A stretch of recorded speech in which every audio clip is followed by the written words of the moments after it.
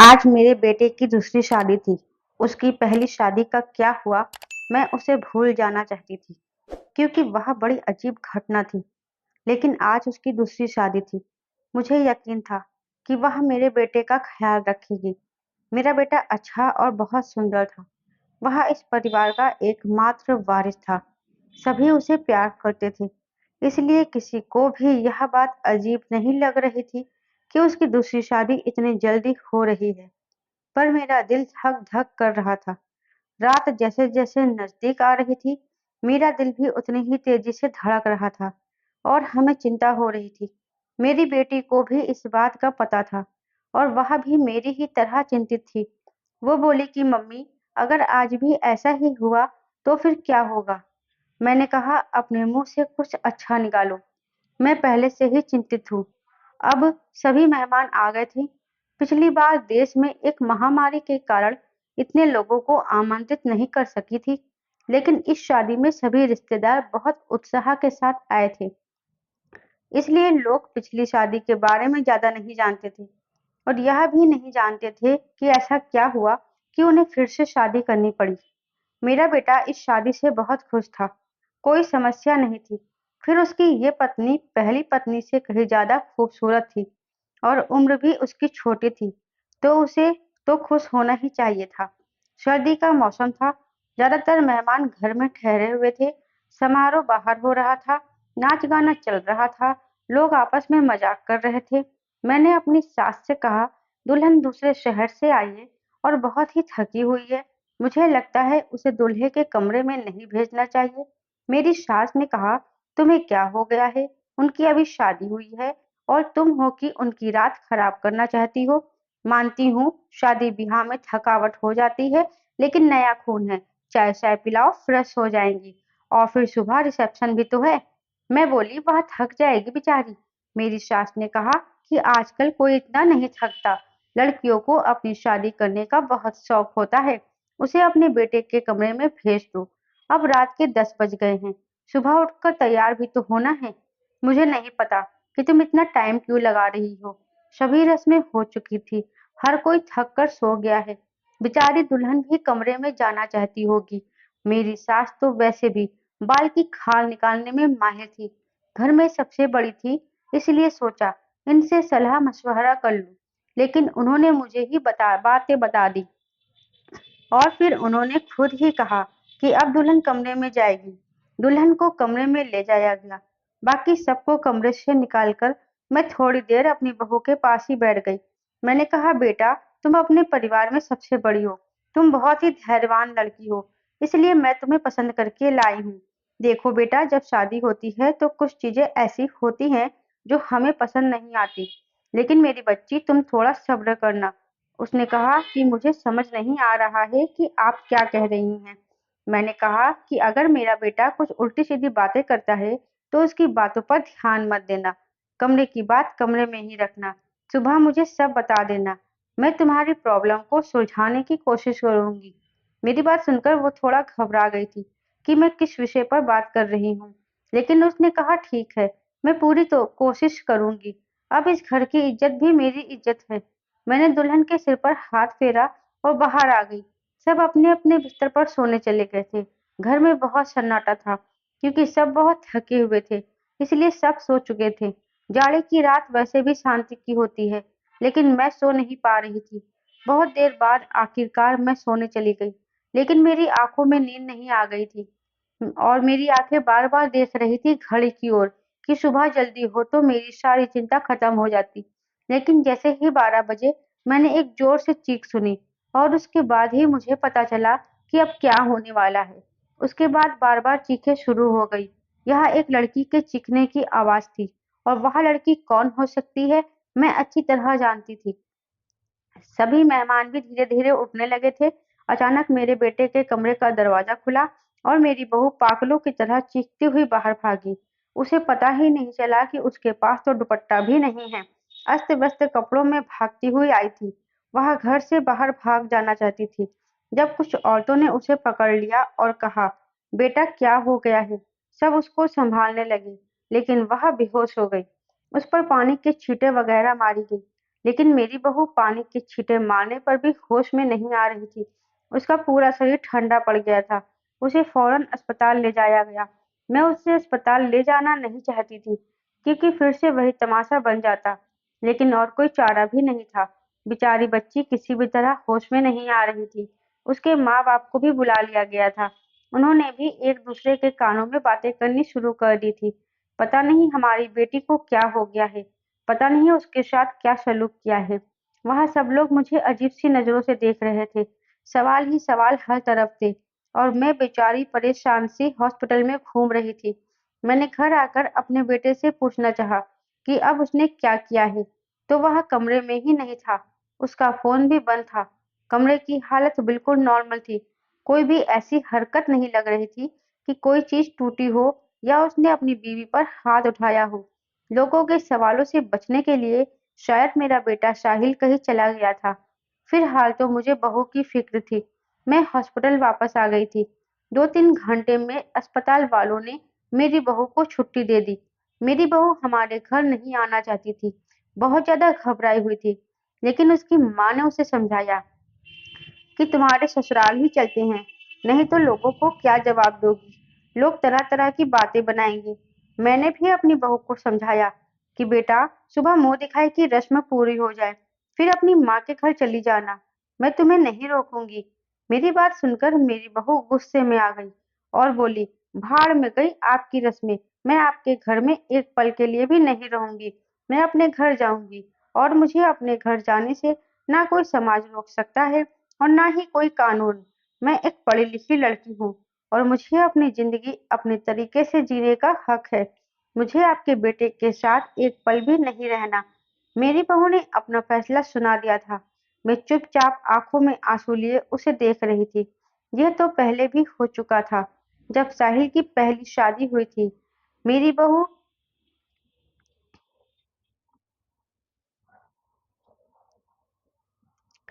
मेरी पहली बहू के साथ भी वही हुआ।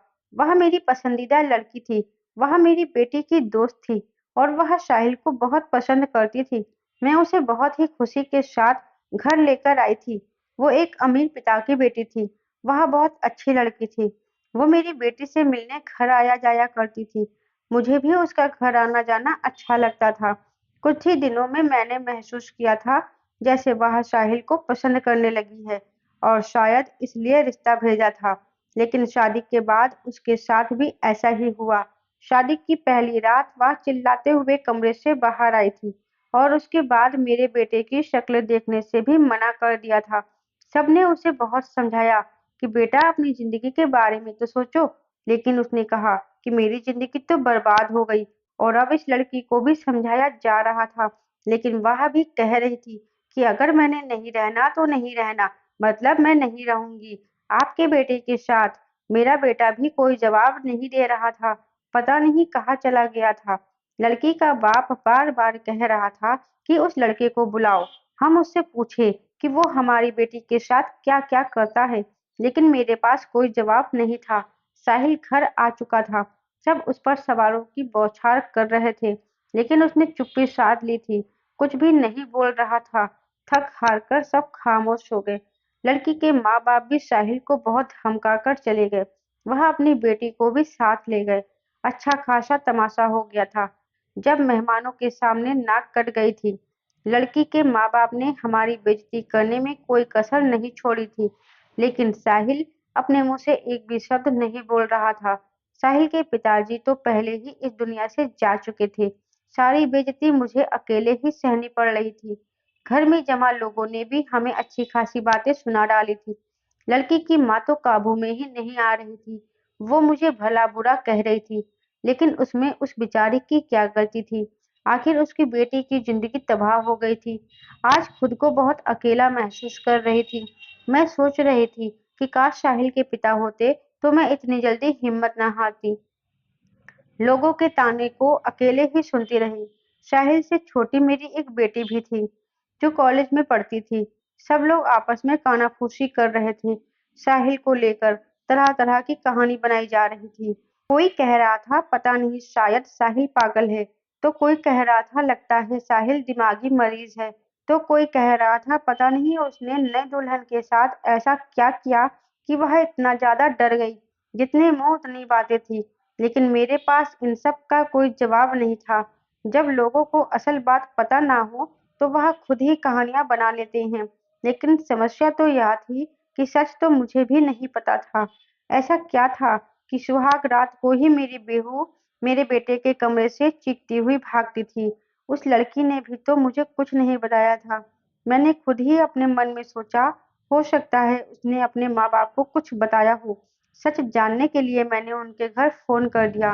भले ही वहाँ हमसे रिश्ता ख़त्म कर गए थे, लेकिन इंसानियत के नाते मैंने उसका हाल-चाल लेने के लिए फ़ोन किया। फ़ोन लड़की की माँ ने उठाया था। मैंने पूछा, अब कैसी तबीयत है आपकी बेटी की? मेरी आवाज़ सुनते ही वह भड़क गई थी और बोली, मेरी बेटी अब तक ठीक नहीं हुई है। खबरदार जो आगे से आपने फ़ोन किया। यह सब सुनकर मैं बहुत ज़्यादा परेशान हो गई थी। मेरी पहली बहू के साथ भी ऐसा ही हुआ था। मेरी बेटी ने बताया था कि वह कम से कम 6-7 महीने तक बीमार रही थी। आखिर क्या प्रॉब्लम थी मेरे बेटे को? मुझे कुछ भी समझ नहीं आ रहा था। क्या कमी थी कि उसकी पत्नियाँ उसके डर कर भाग जाती थीं? साहिल की बात करूँ तो साहिल बहुत ही सीधा-सादा सा बच्चा था। बचपन से ही कम बोलने वाला था, लेकिन उसके अंदर कोई भी हरकत ऐसी नहीं थी जो अननॉर्मल होती है। साहिल मेरी पहली संतान थी। हमने उसे बहुत ही लाड-प्यार से पाला था, लेकिन हमारे इतने लाड-प्यार देने से भी वह बिगड़ा नहीं था। हाँ, उसे अपनी सुंदरता पर घमंड ज़रूर था। वह कहता, मेरी खूबसूरती और स्मार्टनेस के आगे सब पानी भरते हैं। उसको पहनने और ओढ़ने का बहुत शौक था। अच्छी-अच्छी ब्रांडेड चीज़ें पहनता, पढ़ाई में भी अच्छा था, नौकरी भी टाइम से कर ली थी। अपनी बहन के लिए भी एक ज़िम्मेदार भाई था। अपनी बहन रिया को कॉलेज लेकर जाता और वापस लेकर आता। घर में खर्च के लिए पैसे भी देता। कभी मुझसे ऊँची आवाज़ में बात नहीं करता। उसके दोस्त भी कई ऐसे नहीं थे जो मैं कहती कि गलत संगत में पड़ गया है। कोई नशा भी नहीं करता था, बस उसके गिने-चुने ही दोस्त थे और एक तो सबसे अच्छा दोस्त था जो बाहर सऊदी में रहता था। कभी-कभी उससे फ़ोन पर बातें होती थी, मुझसे भी अपने दोस्त की बात करवाता था। कभी-कभी मुझसे कहता, मम्मी क्यों ना हम रिया की शादी इसी से कर दें, बहुत ही अच्छा लड़का है। कुल मिलाकर सब कुछ नॉर्मल ही था, लेकिन यह जो 2 बार हुआ था यह बिल्कुल भी नॉर्मल नहीं था। पता नहीं मेरे बेटे में क्या कमी थी, वो ऐसा क्या करता था, जो उसकी पत्नी शादी की रात में ही उसे छोड़कर भाग जाती थी। दिन धीरे-धीरे आगे सरकते गए। साहिल थोड़ा नॉर्मल सा हो चुका था। अब घर में थोड़ी बहुत बातें करने लगा था। इस बार मैंने सोचा कि साहिल की तीसरी शादी कराऊंगी और ऐसी लड़की से कराऊंगी जो मुझे बताए कि आखिर सुहाग रात के कमरे में साहिल ऐसा क्या करता है कि दुल्हन भाग जाती है। साहिल की दोनों पत्नियों से तलाक हो चुका था। मैं यह भी चाहती थी कि यह जो हुआ है वह मेरे घर में ही रहे, यहाँ से बाहर ना जाए। मैं किसी की जिंदगी बर्बाद नहीं करना चाहती थी, क्योंकि मैं भी एक बेटी की माँ थी और मैं यह अच्छी तरह से जानती थी कि तलाक का धब्बा एक लड़की के लिए कितनी बड़ी बदनामी होता है। मैं बहुत सोच-विचार के बाद मैं इस नतीजे पर पहुंची कि मैं साहिल की शादी एक शादीशुदा औरत से करवाऊंगी, जिसकी पहले से शादी हो चुकी हो और वह तलाकशुदा हो या फिर विधवा हो। और जल्द ही मुझे एक ऐसी लड़की मिल भी गई। लड़की वालों को भी शादी की जल्दी थी। लड़की कम उम्र की थी, लेकिन बहुत ज़्यादा सुंदर नहीं थी, बस ठीक-ठाक थी। दुबली-पतली और सामान से नाक नक्श की लड़की थी। मैंने लड़की वालों को बताया कि मेरे बेटे की एक शादी हो चुकी है और मेरे बेटे की पत्नी कुछ समय ही रही, फिर वह छोड़कर चली गई थी। थोड़ा बहुत झूठ बोलना पड़ा, क्योंकि सच बताने की स्थिति में मैं बिल्कुल नहीं थी। लड़की वाले शादी के लिए राजी हो गए थे। मैंने साहिल को लड़की की फोटो दिखाई, तो उसने शादी से साफ इनकार कर दिया। बोला, इससे मुझे शादी नहीं करनी। इतनी आम सी शक्ल सूरत की लड़की है, मुझे इससे शादी बिल्कुल नहीं करनी। साहिल की बात सुनकर मैंने उसे डांटते हुए कहा था, चुप हो जा, जिस तरह की तेरी हरकतें हैं, उन हरकतों के चलते तो तेरी कभी भी शादी नहीं होनी चाहिए। लेकिन फिर मैं सोचती हूँ, कब तक बैठी रहूंगी और तेरा ध्यान रखूंगी। मेरे जाने के बाद कोई तो ऐसा हो जिसके साथ तू अपनी जिंदगी गुजार सके। बोलते-बोलते मेरी आँखों में आँसू आ गए थे। मेरी आँखों में आँसू देखकर साहिल चुप हो गया। शादी के लिए रजामंदी दे दी और उठकर कमरे से बाहर चला गया। कहीं न कहीं साहिल के दिल में चोट ज़रूर था। वह मुझसे नज़रें चुरा रहा था, लेकिन इस बार मैंने भी तय कर लिया था कि मैं सच जानकर रहूँगी। मैंने पहले ही सोच लिया था कि इस बार मैं लड़की को अपने भरोसे पर ले लूँगी, लेकिन उसे यह नहीं बताऊँगी कि पहले उसकी पत्नियाँ डरकर भाग गई थीं। उसे प्यार से समझा दूँगी, उसे भरोसा दिला दूँगी कि साहिल अगर कुछ ऐसी-वैसी बात करता है, तो मुझे बताए, मैं उस समस्या का समाधान करूँगी। इस बार शादी का प्लान बहुत ही सादगी से करने का था और फिर मैंने बहुत ही सादगी से साहिल की शादी कर दी। लड़की का नाम रेशमा था, बहुत ही प्यारी बच्ची थी। मेरी बेटी ने मना भी किया था कि मम्मी रहने दे, भाई को इनके हाल पर छोड़ दे। लेकिन मैंने उसे समझाया था कि बेटा हो सकता है तेरे भाई के साथ कुछ मसला हो, इसे सुलझाना हमारा फर्ज है। शादी निपट गई। इस बार मैंने ज्यादा मेहमानों को नहीं बुलाया था। घर में कुछ ही मेहमान थे जो कि मेरे रिश्तेदार नहीं बल्कि मेरे कुछ जानने वाले थे। मेरी कुछ सहेलियां और उनके परिवार वाले थे। रेशमा को मैं साहिल के कमरे में ले गई। उसे बेड पर बैठाते हुए मैंने रेशमा का हाथ अपने हाथों में लिया और उसके हाथों को सहलाते हुए बोली, रेशमा बेटा मुझे तुमसे बहुत जरूरी बात करनी है। बहुत ही ध्यान से मेरी बात सुनो। रेशमा आश्चर्य से मुझे देखने लगी कि भला ऐसी कौन सी जरूरी बात करनी है जो अभी करनी है।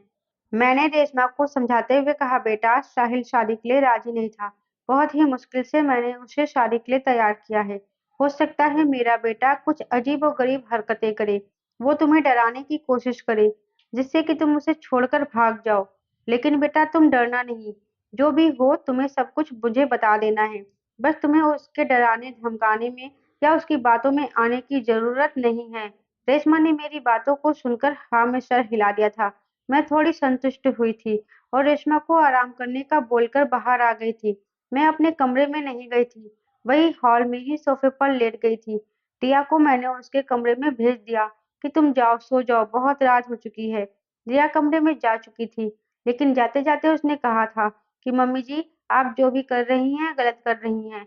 आप ही हर समस्या का हल सिर्फ शादी ही समझती हैं। आपको किसी की बेटे की ज़िंदगी को यूँ बर्बाद नहीं करना चाहिए। दिया जा चुकी थी। मैं सोफ़े पर लेटी दिल ही दिल में अपने भगवान को याद कर रही थी और दुआ माँग रही थी कि हे भगवान यह रात अच्छे से बीत जाए। बहुत ही खामोशी थी। ऐसा लग रहा था जैसे तूफ़ान के आने से पहले की खामोशी हो। घड़ी की टिक-टिक भी मेरे सर पर हथौड़ी की तरह लग रही थी। मैं अपने भगवान को मनाने में लगी हुई थी कि तभी वही हुआ जिसका मुझे डर था। रेशमा चीखते हुए बाहर आई थी और पागलों की तरह घर के बाहर भाग जाना चाहती थी। मैंने जैसे-तैसे करके उसे गेट के अंदर ले लिया था। मैंने उसे जैसे-तैसे समझाकर थोड़ा शांत किया। वह कुछ बोलने की स्थिति में नहीं थी। जब थोड़ा शांत हुई तो वो बस ये बोली थी कि आपको अपने बेटे की पहली मेडिकल जाँच करवानी चाहिए थी। अगर आप ऐसा कर लेती तो आपको और मुझे यह दिन ना देखना पड़ता। रेशमा तो बहुत ही समझदार थी। उसके पास तो कोई दूसरा ऑप्शन भी नहीं था। वह तो हर हाल में इस शादी को निभाने की सोचती, लेकिन रेशमा ने भी इस रिश्ते को नहीं निभाया और वह साहिल को छोड़कर चली गई।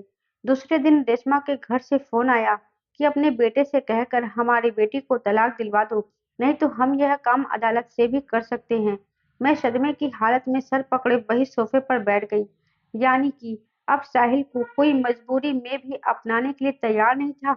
पहले मैं जो बहू लाई थी, वह अमीर घराने की और सुंदर पढ़ी-लिखी लड़की थी, लेकिन रेशमा तो विधवा थी, गरीब घराने की थी और बहुत ज़्यादा सुंदर भी नहीं थी। रेशमा को मैंने पहले ही कुछ समझा दिया था, तभी तो इतना ज़्यादा बदहवास हो गई थी। आखिर ऐसी क्या कमी थी मेरे बेटे में?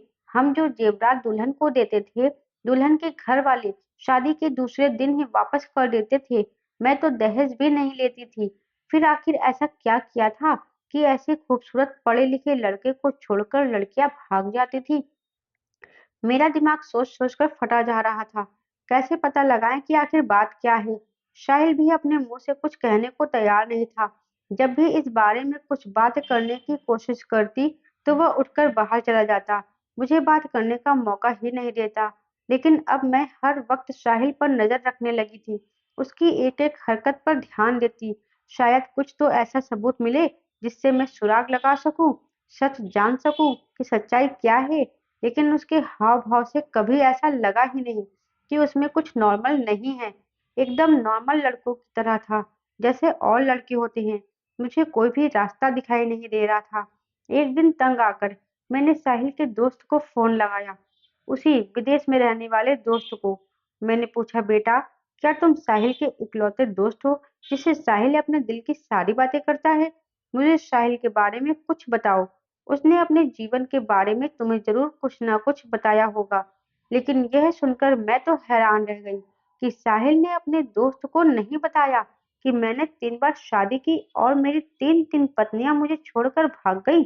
लेकिन उसने यह बात अपने दोस्त को क्यों नहीं बताई, जो कि उसका सबसे अच्छा दोस्त था? यह मुझे काफ़ी अजीब लग रहा था, लेकिन शायद उसने नहीं बताया, क्योंकि वह शर्मिंदा होना नहीं चाहता होगा। शादी की रात पत्नी का भाग जाना, वह भी 3-3 पत्नियों का। धीरे-धीरे 6 महीने गुजर गए।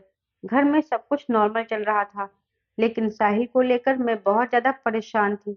ऐसा क्या था जो दुल्हन शादी की पहली रात को ही भाग जाती थी? मैंने एक बार फिर साहिल की शादी के लिए सोचा और इस बार मैंने ठान लिया कि सच्चाई जान कर ही रहूँगी।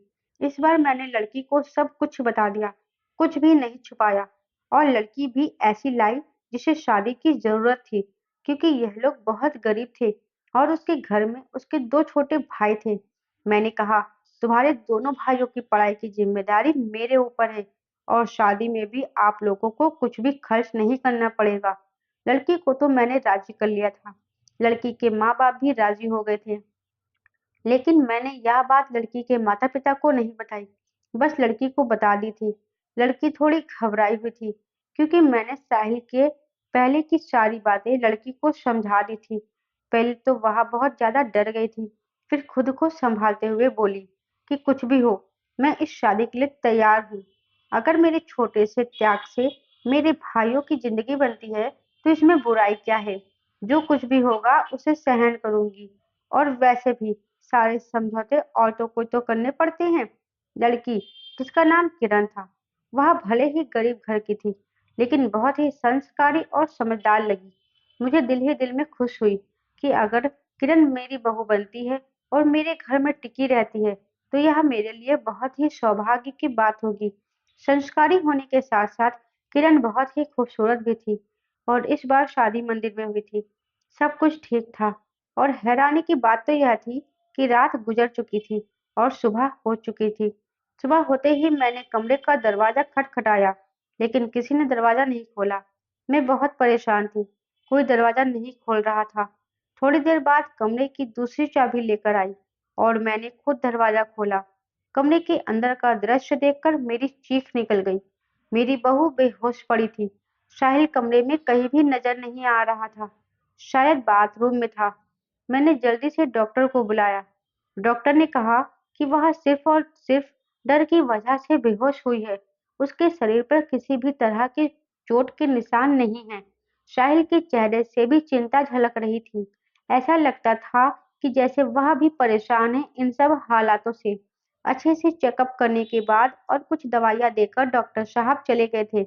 डॉक्टर ने कहा था कि किरण को जल्दी ही होश आ जाएगा। साहिल भी तैयार होकर अपने ऑफिस के लिए निकल गया था। मैं किरण के पास ही बैठी रही। थोड़ी देर बाद किरण ने आंखें खोल दी थी। होश में आते ही वह बाहर की तरफ भागी थी, यह कहते हुए कि मुझे यहाँ नहीं रहना, मुझे अपने घर जाना है, अपने मम्मी पापा के पास। मैंने किरण का हाथ पकड़ लिया, कहा, किरण, तुम ऐसा नहीं कर सकती। मैंने तो तुम्हें सारी सच्चाई बता दी थी और तुम मान भी गई थी, फिर तुम अब ऐसा क्यों कर रही हो? लेकिन किरण मेरी कुछ भी सुनने को तैयार नहीं थी।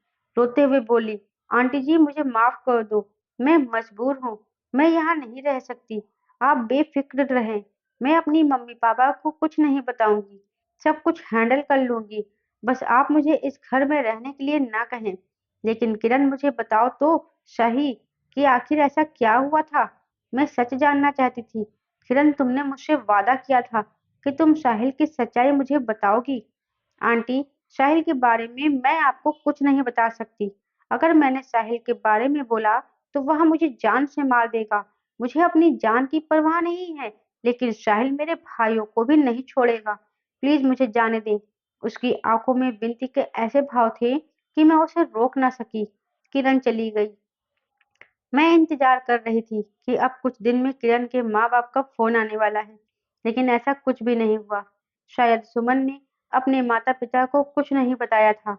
साहिल की तीनों पत्नियों ने तो दूसरे दिन ही तलाक की मांग कर दी थी, लेकिन किरण ने ऐसा कुछ भी नहीं किया था। इसका मतलब था किरण अभी भी मेरे बेटे की पत्नी थी। मैंने सोचा कि अब मैं साहिल का चेकअप करा कर ही उसकी शादी करूंगी, लेकिन अपने होशो-हवास में तो साहिल ऐसा कभी करने के नहीं देगा।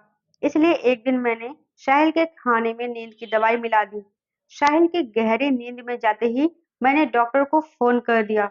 डॉक्टर ने साहिल के कुछ सैंपल लिए और यह बोलकर चले गए कि जैसे ही रिपोर्ट आ जाएगी, मैं आपको बताता हूँ। फिर मैं बेसब्री से साहिल की रिपोर्ट का इंतज़ार करने लगी। अगले दिन डॉक्टर का फ़ोन आया और उसने कहा कि साहिल एकदम नॉर्मल है। उसकी सारी रिपोर्ट नॉर्मल आई है। यह सुनकर तो मेरे आश्चर्य की कोई सीमा ही नहीं थी। अगर साहिल नॉर्मल है, तो शादी की पहली ही रात में उसकी पत्नी आखिर भाग क्यों जाती हैं? ये सोच-सोचकर मेरा दिमाग फटने लगा था। कुछ सोचकर मैं किरण के पास गई। किरण के माता-पिता ने मेरी बहुत इज्जत की। शायद उन्हें सच्चाई का पता नहीं था। उन्हें लगता था कि मैं उनकी बेटी को घर ले जाने के लिए आई हूँ। मुझे देखते ही किरण डर गई थी। वहाँ हम लोगों के साथ ज़्यादा नहीं बैठी और अंदर कमरे में चली गई। मैं भी किरण के पीछे-पीछे उसके कमरे में आ गई। मुझे देखते ही किरण बोली, "आंटी जी, मैंने आपको पहले भी कहा था कि मैं आपके घर में नहीं रह सकती। फिर आप मुझे लेने क्यों आई हैं?" मैंने किरण को बहुत ही प्यार से अपने पास बैठाया था और उसके सामने हाथ जोड़ते हुए बोली, "किरण, मेरी उम्मीद की आखिरी किरण अब तुम ही हो। तुम ही मुझे बता सकती हो कि आखिर मेरे बेटे में क्या कमी है। एक मजबूर माँ तुमसे हाथ जोड़कर विनती करती है, प्लीज मना मत करना।" मेरी आंखों में आंसू और मेरे जुड़े हुए हाथ को देखकर किरण ने मेरे हाथों को थाम लिया और बोली, "आंटी जी, मैं मजबूर हूँ। प्लीज आप मेरे सामने हाथ मत जोड़ो।" जब किरण किसी तरह सच्चाई बताने के लिए राजी नहीं हुई, तो फिर मैंने किरण से कहा, "ठीक है, तुम अपने मुंह से कुछ मत बताओ। मैं खुद अपनी आँखों से देख लूँगी, लेकिन तुम मेरी मदद तो कर ही सकती हो ना? तुम आज रात के लिए मेरे बेटे के कमरे में फिर से रुक जाओ। मैं सारी सच्चाई अपनी आँखों से देख लूँगी।" पहले तो किरण डरती रही, लेकिन मेरे बहुत समझाने पर कि मैं तुम्हारे साथ रहूँगी, तुम्हें कुछ नहीं होगा, वह मान गई थी। मैं किरण को अपने घर ले गई थी। किरण के माता-पिता ने बहुत ही खुशी से अपनी बेटी को विदा किया था। एक बार फिर से किरण को दुल्हन बनाकर मैंने साहिल के कमरे में बैठा दिया। साहिल को मैंने पहले ही फ़ोन कर दिया था कि किरण घर आ गई है, तुम भी ऑफिस से जल्दी आ जाना। आज मैं घर पर नहीं मिलूंगी, तुम्हारी मौसी की तबीयत खराब है, वहाँ जा रही हूँ और रात भर वहीं रहूंगी। मेरी बात सुनकर साहिल ने सिर्फ हाँ में जवाब दिया था और फ़ोन काट दिया था। मैं साहिल के कमरे में ही छुपकर बैठ गई थी। आज सब कुछ मैं अपनी आंखों से देख लेना चाहती थी। कुछ ही देर में कमरे का दरवाजा खुला और साहिल अंदर कमरे में दाखिल हुआ। उसने एक नज़र बेड पर बैठी किरण पर डाली थी और बिना कुछ कहे बाथरूम में घुस गया था। किरण डरी सहमी सी बैठी थी, जैसे अभी उड़कर भाग जाएगी। मैं भी सांस रोके आने वाली सिचुएशन के लिए खुद को तैयार कर रही थी कि तभी अचानक बाथरूम से किसी औरत के चीखने की आवाज आने लगी। आवाज सुनते ही किरण बेड से उतरकर नीचे खड़ी हो गई थी। डर से वह कँप-कँपाने लगी थी। मैं भी हक्का-बक्का सी खड़ी थी। अंदर तो साहिल गया था, फिर औरत की आवाज क्यों? तभी साहिल बाहर निकला और साहिल को देखते ही मैं बेहोश होते-होते बची। उसने अपना हुलिया एकदम से बदल लिया था। उसने औरतों जैसे कपड़े पहन रखे थे, बहुत ही डरावना सा मेकअप कर रखा था, आंखों में जैसे खून उतरा हुआ था, आवाज भी लड़की की तरह ही निकाल रहा था। तुमसे मना किया था, मेरी जिंदगी में दोबारा मत आना। तुमने मेरी बात नहीं मानी। अब तुम अपनी मौत की जिम्मेदार खुद होगी। बहुत ही भयानक हंसी हंसता हुआ साहिल किरण की तरफ बढ़ा था। किरण चीखती भागती हुई मेरे पास आ गई थी। मैं भी बाहर आ गई थी और साहिल को रोकने की कोशिश कर रही थी। साहिल, क्या हो गया है? तुम होश में तो हो? साहिल ने मुझे जोर से धक्का दिया था। कौन साहिल? रज जो नाम है मेरा। मौका देखकर किरण कमरे से भाग गई थी, इसलिए साहिल फिर से मेरे पास आ रहा था। मैं तो एकदम से कमरे से बाहर निकली और कमरे को बाहर से बंद कर दिया। साहिल की भयानक हंसी मुझे बहुत जोर से सुनाई दे रही थी। मैंने डरी सहमी किरण को अपने सीने से लगा लिया। हालांकि मैं खुद भी बहुत ज्यादा डरी हुई थी। आंटी जी, मुझे नहीं मरना है। साहिल मुझे जिंदा नहीं छोड़ेगा। उसने कहा था अगर मैंने किसी को कुछ बताया तो वह मुझे मार डालेगा, साथ में मेरे भाइयों को भी। मुझे और मेरे भाइयों को बचा लो। आंटी जी, कुछ नहीं होगा किरण, शांत हो जाओ। मैं सब कुछ संभाल लूंगी। मेरे दिमाग ने थोड़ा काम करना शुरू किया। सबसे पहले ख्याल मेरे दिल में यही आया कि शायद साहिल पर किसी भूत का साया है। किरण को मैंने अपने रूम में सुलाया था। सुबह उठते ही सबसे पहले मैंने अपनी फैमिली डॉक्टर को फोन किया था। 8 बजे डॉक्टर हमारे घर पर थे। मैंने उन्हें सारे हालात से अवगत कराया था। साथ ही मैंने डॉक्टर से यह भी कहा कि मुझे लगता है साहिल पर किसी भूत प्रेत का साया है। मेरी बात सुनकर डॉक्टर ने कहा था मुझे नहीं लगता यह किसी भूत का साया है। मुझे तो साहिल एक दिमागी मरीज लगता है। उस पर पागलपन के दौरे पड़ते हैं। ऐसे मरीज किसी मूवी या किसी कहानी में डूब जाते हैं और उसी के कैरेक्टर में खुद को उतार लेते हैं। लेकिन आप टेंशन ना लें, इस मर्ज का इलाज है। अपनों के प्यार से और कुछ दवाइयों के जरिए मरीज ठीक हो जाता है। थोड़ा टाइम लगता है, बट मरीज बिल्कुल पूरी तरह से ठीक हो जाता है। नई दुल्हन को देखकर साहिल पर पागलपन के दौरे पड़ते हैं, और यह दौरे साहिल को क्यों पड़ते हैं, इसका सुराग उसके कमरे से ही मिलेगा। एक बार सुराग हाथ लग जाए तो उसका इलाज हम अच्छे से कर सकेंगे। डॉक्टर मुझे तसल्ली देकर चली गई। किरण जाग चुकी थी। रात से थोड़ा सामान लग रही थी। मैंने उसे नाश्ता कराया। नाश्ता करते हुए किरण बोली कि मुझे लगता है अब मुझे घर चले जाना चाहिए। किरण के सर पर प्यार से हाथ फेरते हुए मैं बोली, किरण बेटा, सबसे पहले तो तुम मुझे आंटी कहना बंद करो। तुम मुझे मम्मी जी कहो। और दूसरी बात, अब यह तुम्हारा घर है। इतना सब कुछ अपनी आंखों से देखने के बाद भी आप यह सब कैसे कह सकती हैं आंटी जी? किरण ने हैरानी से पूछा। मैंने उससे कहा अभी डॉक्टर से मेरी बात हुई थी। साहिल बिल्कुल ठीक हो जाएगा। बस उसे थोड़े से प्यार और थोड़ी सी देखभाल की जरूरत है, जो हम दोनों मिलकर उसे देंगे। मेरा यकीन करो, साहिल बहुत ही अच्छा लड़का है। तुम्हें बहुत ही प्यार से रखेगा।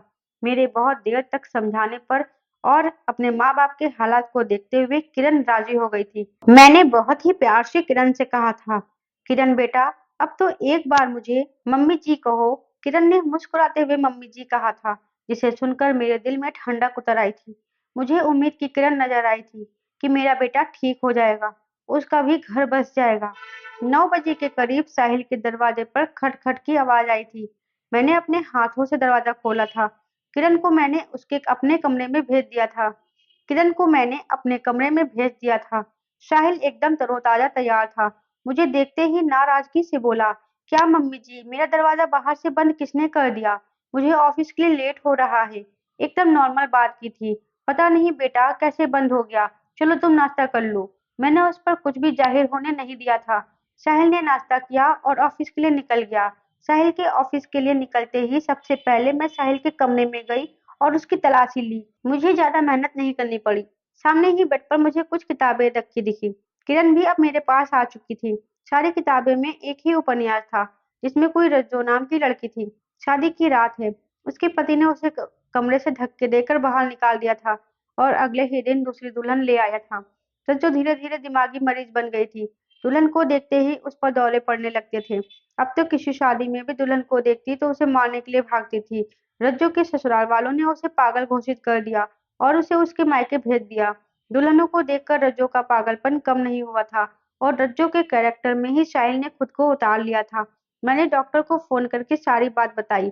डॉक्टर ने कहा कि आप लोग बिल्कुल भी ना घबराएं, मैं कुछ दवाइयाँ दूंगा और जो कि उपन्यास साहिल पढ़ता है वह सारी किताबें आप रूम से बाहर निकाल दें। धीरे धीरे प्यार से साहिल को समझाना पड़ेगा, उसे रज्जो के कैरेक्टर से निकालना पड़ेगा।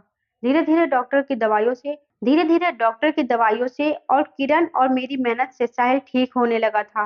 किरण साहिल के सामने सिंपल सी रहती थी, कोई भी बनाव श्रृंगार नहीं करती थी। साहिल के व्यवहार में बहुत बदलाव आने लगा था। उसकी आंखों में मैंने किरण के लिए प्यार देखा था। किरण कहीं भी जाती साहिल की निगाहें उसका पीछा करती थी। साहिल का इलाज करते हुए आज 2 महीने पूरे हो चुके थे। किरण ने जिस मेहनत और लगन से मेरा साथ दिया था, उसकी मैं कायल हो गई थी। कोई बहुत ही अच्छे कर्म किए थे जो मुझे किरण जैसी बहू मिली। किरण अभी मेरे साथ मेरे कमरे में ही सोती थी, लेकिन आज मैंने सोच लिया था कि सब कुछ फाइनल हो जाना चाहिए। मुझे पूरा विश्वास है कि अब साहिल बिल्कुल ठीक हो चुका है। मैंने किरण से कहा कि तुम्हें आखिरी कदम और उठाना पड़ेगा। इसके बाद तुम्हारी जिंदगी में खुशियां ही खुशियां होंगी। किरण नासमझी से मेरी तरफ देखने लगी। फिर मैंने उसे समझाया कि किरण आज तुम्हें दुल्हन बनकर साहिल के कमरे में बैठना होगा। मेरी बात सुनकर किरण डर गई थी, लेकिन फिर जल्द ही संभल भी गई। शायद उसे भी यकीन था कि सब कुछ ठीक हो चुका है। वह भी साहिल की प्यार भरी नजरों को पढ़ चुकी थी। किरण, तुम्हें डरने की कोई जरूरत नहीं है। तुम दरवाजा खुला ही रखना। मैं दरवाजे के बाहर ही खड़ी रहूंगी जब तक कि तुम दोनों के बीच में सब कुछ ठीक नहीं हो जाता। जैसे ही तुम्हें कुछ गलत लगे तो फौरन बाहर भाग आना। रात को साहिल के आने से पहले ही मैंने किरण को दुल्हन की तरह सजाया था। साहिल के बेड को भी अच्छी तरह से सजाया था। साहिल के आने का टाइम हो गया था। मैंने किरण को सजे सजाए बेड पर बैठा दिया था और बाहर थोड़ी देर में साहिल आ चुका था। खाना खाते हुए साहिल की निगाहें इधर उधर कुछ ढूंढ रही थी। मैं समझ गई थी साहिल किसे ढूंढ रहा है, लेकिन मैं अनजान बनी रही। कुछ देर में साहिल खुद ही बोला, मम्मी किरण कहीं दिखाई नहीं दे रही है। क्या कहीं गई है? मेरे बोलने से पहले ही रिया बोल पड़ी, भैया भाभी तो आपके ही। इससे पहले कि रिया अपनी बात पूरी करती, मैंने उसे चुप करा दिया। मैंने मुस्कुराते हुए कहा, साहिल पहले अपना खाना खा लो, उसके बाद अपने कमरे में जाओ, तुम्हें अपने सवाल का जवाब मिल जाएगा। खाना खाने के बाद साहिल अपने कमरे में चला गया। मेरा दिल जोरों से धड़क रहा था। पता नहीं अब क्या होने वाला है। भगवान सब कुछ ठीक हो। मैं भी साहिल के पीछे पीछे चली गई और बाहर गेट पर ही रुक गई। मैं कान लगाकर सुनने की कोशिश कर रही थी कि अंदर सब कुछ ठीक तो हो। खड़े-खड़े मुझे काफ़ी देर हो गई थी, लेकिन अभी तक अंदर शांति थी। कुछ ही देर में मुझे किरण और साहिल की सरगोशियाँ सुनाई देने लगी। प्यार में डूबी हुई सरगोशियाँ। मैं मुस्कुरा दी। मेरे अंदर एक सुकून उतर गया। मन ही मन मैंने भगवान को धन्यवाद दिया और अपने कमरे में आते ही सुकून से लेट गई। सुबह मेरी आँख देर से खुली। जल्दी-जल्दी उठकर किचन की तरफ भागी, तो किरण को किचन में पहले से ही मौजूद पाया। मुझे देखकर किरण के चेहरे पर मुस्कुराहट आ गई। किरण की झुकी हुई नजरें और शर्मीली मुस्कुराहट से ही मैं पहचान गई थी कि सब कुछ ठीक है। मैंने प्यार से किरण के माथे को चूमते हुए कहा, किरण बेटा, तुम इतनी सुबह किचन में क्या कर रही हो? किरण थोड़ा शर्माते हुए बोली, मम्मी जी, वह साहिल को कॉफी चाहिए थी, वही बना रही थी। किरण को कॉफी बनाकर छोड़कर मैं बाहर हॉल में आ गई थी। सोफे पर बैठकर मैंने अपनी आंखें बंद कर ली। आज मेरे साहिल के और किरण के जीवन में खुशियां ही खुशियां थी। भगवान मेरे परिवार को किसी की नजर न लगे। दोस्तों, उम्मीद है कि आपको मेरी कहानी अच्छी लगी होगी। कहानी अच्छी लगी है तो वीडियो को लाइक और शेयर करें। चैनल पर नए हो तो चैनल को सब्सक्राइब जरूर करें। साथ ही बेल आइकन को जरूर से प्रेस करें, जिससे अगली वीडियो की अपडेट सबसे पहले आपको मिले।